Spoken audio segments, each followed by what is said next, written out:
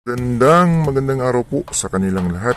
Welcome na naman po sa ating bisyo, mga kaibsunan, mga kahigilaan. Nandito na naman po tayo sa ating usapang pag-treasure hunting at nais na naman po natin magbabahagi na naman po ng kaunting kaalaman tungkol po sa mga itinago ng mga Hapon dito po sa ating bansa. So tayo na naman ay magbabahagi po ng ilang mga Japanese markers na kung saan napakahalaga upang maging guide sa ating mga ka-TH na kung saan kasalukuyan pong naghahanap ng mga nakatagong sikreto.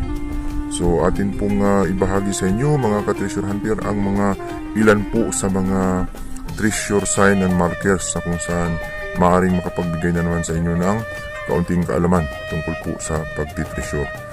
Bago natin umpisahan ang ating pag-uusapang topic, nais na naman nating magpapasalamat sa lahat po ng mga sumusubaybay sa ating channel. Maraming salamat po ulit sa inyo pong pagtutok at pagsubaybay po sa aking mga videos. At kung bago ka pa lang sa channel na ito, huwag nyo namang kalimutang pindutin ang subscribe button sa ibaba at ang notification bell para updated kayo sa mga i-upload kong videos, mga ka-treasure hunter.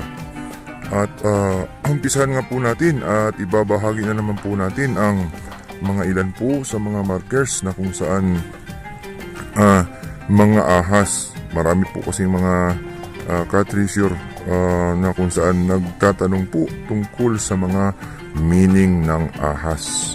So atin pong isa-isahin ang mga nakalagay po sa mga Japanese code na kung saan ibinahagi po dito sa ating bansa at atin po itong ibahagi sa inyo sa abot po ng ating makakaya upang makapagbigay na naman sa inyo ng karagdagang kaalaman at guide sa inyo pong pag-treasure. So halik kayo at samahan ninyo ako sa maiksi lamang na pagpapaliwanag sapagkat ito pong ating ginagawa ay atin lamang pong iginuhit. Simpleng-simple po na pagbabahagi sa inyo mga ka-treasure hunter. Samahan niyo ako at akin pong ipaliwanag sa inyo ng isa-isa upang maintindihan po natin kung ano po ang kahulugan sa mga marker po na kung saan mga ahas. So ahas po ang ating ibabahagi sa inyo mga sign and marker. Lahat po ng mga sign ng ahas ay atin pong ibabahagi sa inyo ayon po sa nakalagay sa Japanese code mga ka-treasure hunter.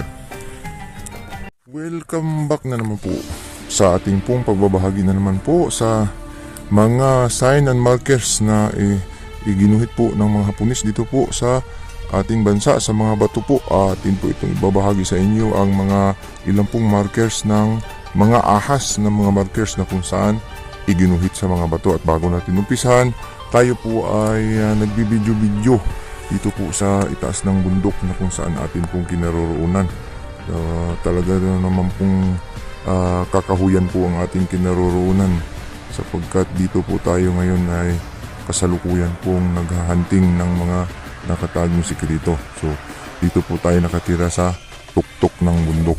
So umpisahan na po natin ang ating pagbabahagi mga ka-treasure hunter at mangilan-ilan lamang po itong mga sign na ito na kung saan mga ahas.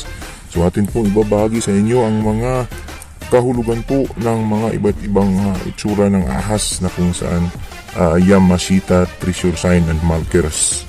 So ano po ang kahulugan nito? So unahin po natin ang ahas na ito na kung saan tuwid na naglalakad.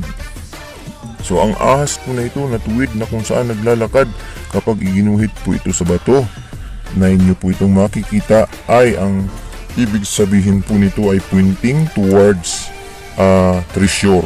So ibig sabihin yan po ay nangangahulugan na siya po ay isang pointer na kung saan ang kanyang ulo ay doon po nakatutok sa treasure. So pointing towards treasure, ibig sabihin kung saan po nakaharap ang kanyang ulo ay nandoon po ang nakatagong sikretong kayamanan.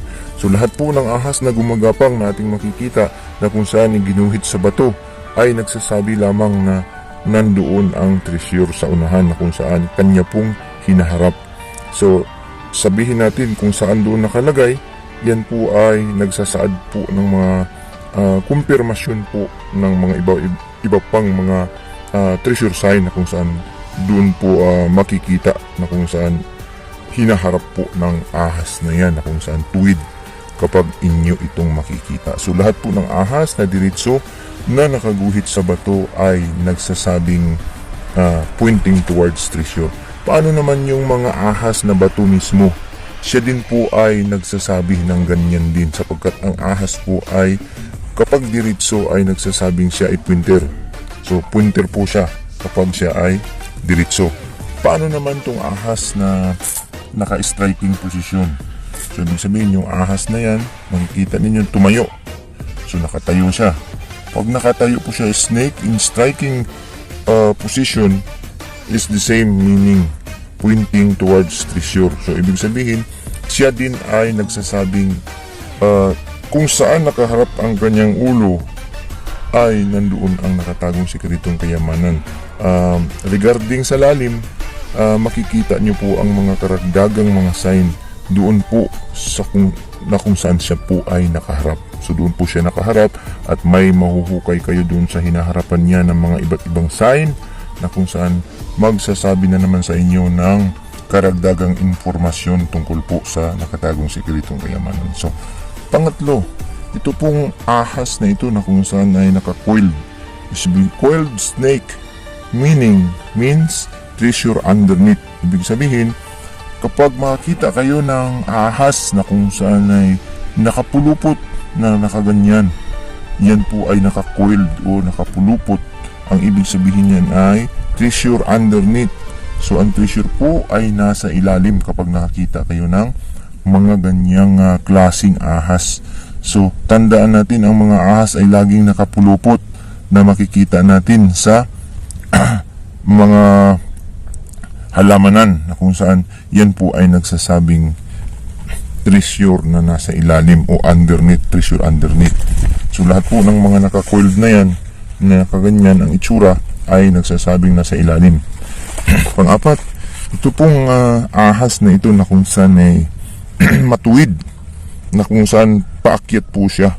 So makikita ninyo kapag ginuhit yan sa bato na kung saan siya po ay paakyat o na parang nagta-travel na paakyat, siya po ay nagsasabing treasure in opposite side. So maghahanap pa po kayo ng mga iba't ibang sign sa paligid na kung saan maaaring makapagbigay na naman sa inyo ng karagdagang informasyon tungkol po sa treasure na kung saan ibinaon po sa paligid. So treasure in opposite side. So ibig sabihin magkabila ang dulo ang kanyang itinutukoy na kung saan naroon po ang nakatagong sikreto. So hahanapin nyo pa sa paligid ang mga karagdagang informasyon tungkol po sa nakatagong sikreto. So hindi po siya direktang nagsasabing nandyan ang treasure. So siya po ay nagsasabing treasure in opposite side. So magkabila ang gilid or dulo.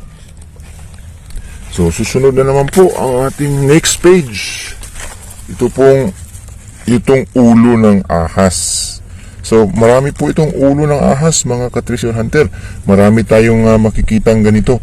Ang ahas po na ulo, mga ka-treasure hunter, ay nagsasabing gas, poison gas. Poison gas ang nagsasabi ng ahas na kung siya ay ulo lamang. So ibig sabihin, siya po ay lason. Kapag makakita kayo ng ulo lamang ng ahas, siya ay lason. So ibig naman sabihin yan, kapag may poison gas dyan o may lason, ibig sabihin may nakatagong sikreto o kayamanan dyan.